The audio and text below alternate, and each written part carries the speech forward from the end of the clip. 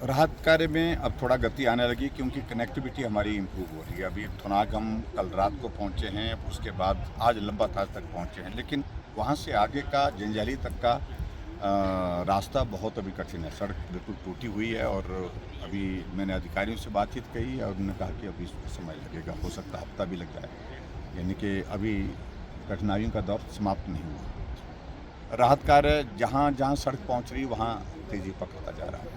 मैं इस बात को भी देख रहा हूँ कि सड़क पहुँची तो मोबाइल भी कम्युनिकेशन के लिए हमारे लिए जो है वो अब शुरू हो चुका है। ऐसे में कुल मिला करके जो शुरू के स्तर पर जो है चीज़ें जो करने की हैं उनको हम करने की दिशा में आगे बढ़े हैं, लेकिन अभी नुकसान जो जिस तरह से हुआ है बहुत ज़्यादा है।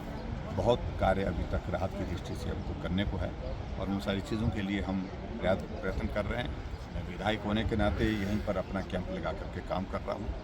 आज सांसद कंगना जी भी आई थी, उन्होंने भी विजिट किया है सारी इस जगह का, थुनाग और लंबा थाज का।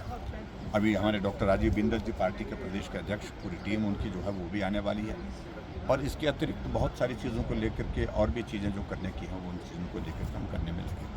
शुरू में देखा जा रहा था सर कनेक्टिविटी नहीं थी, अब जो है नुकसान की बात करें तो कितना नुकसान जो है अभी नया देखिए, अभी हम नुकसान की अगर बात है ये आकलन करना अभी तक बहुत कठिन है। हम एक चीज़ देख रहे हैं, जो मोटा मोटा आंकड़ा है कि 500 के लगभग लोगों, 500 से ज़्यादा लोगों के घर चले गए हैं, जो शेल्टर होम में ठहरे हुए हैं, जो कम्युनिटी किचन में खाना खा पा रहे हैं, अपने रिश्तेदारों के यहाँ पर ठहरे हैं। एक अलग तरह की ऐसी स्थिति है। बगीचे चले गए, 150 के करीब यहाँ गाड़ियाँ लोगों की चले गई हैं, जिन गाड़ियों में से बहुत सारी गाड़ियाँ तो ऐसी जो जिनका कुछ भी नहीं पता लग रहा है कि कहाँ गाड़ी चले गई, कहाँ गुम हो गई है, बह कर के चले गई है।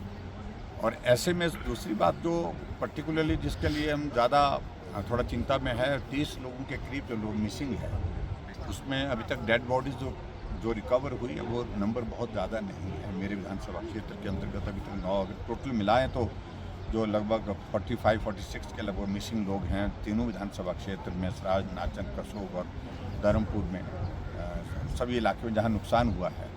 तो अभी तक 11 यानी कि 11 लोगों की डेड बॉडी रिकवर हो पाई। तो ये आंकड़ा अभी तक बहुत आगे जाएगा ऐसा लगता है मुझे।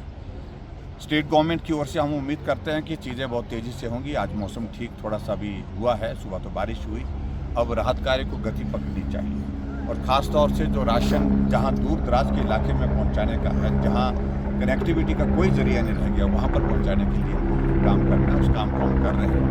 मैं उम्मीद करता हूँ कि स्टेट गवर्नमेंट सीरियसली गंभीरता से सारे विषय को देख करके काम करने में।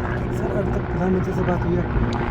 प्रधानमंत्री जी से मेरा संपर्क नहीं है। प्रधानमंत्री कार्यालय के साथ हमारा संपर्क हो गया है, हम सब बाहर थे इसलिए, और गृह मंत्री से बात हुई है और भी मंत्रियों से केंद्र में बात हुई है। लेकिन मदद जो हिमाचल प्रदेश को इस आपदा की घड़ी में मिलनी थी वो केंद्र सरकार देने के लिए उन्होंने कहा कि जितना भी हो सकता है मदद करें। सर आज बताया गया है रेड अलर्ट, लेकिन उसके बावजूद अभी मैं देख रहा हूँ थोड़ा मौसम साथ दे रहा है। अगर मौसम थोड़ा ठीक रहेगा तो हमें बहुत बड़ी राहत होगी राहत कार्य को लोगों तक पहुँचाने की। सांसद कंगना रात आज पहुंची थी यहाँ पे, किस तरह का आश्वासन मिला है उनकी तरफ से? देखिए, उनकी ओर से वो एक जनप्रतिनिधि के नाते लोगों के साथ दुख दर्द साझा करने के लिए आई थी और वो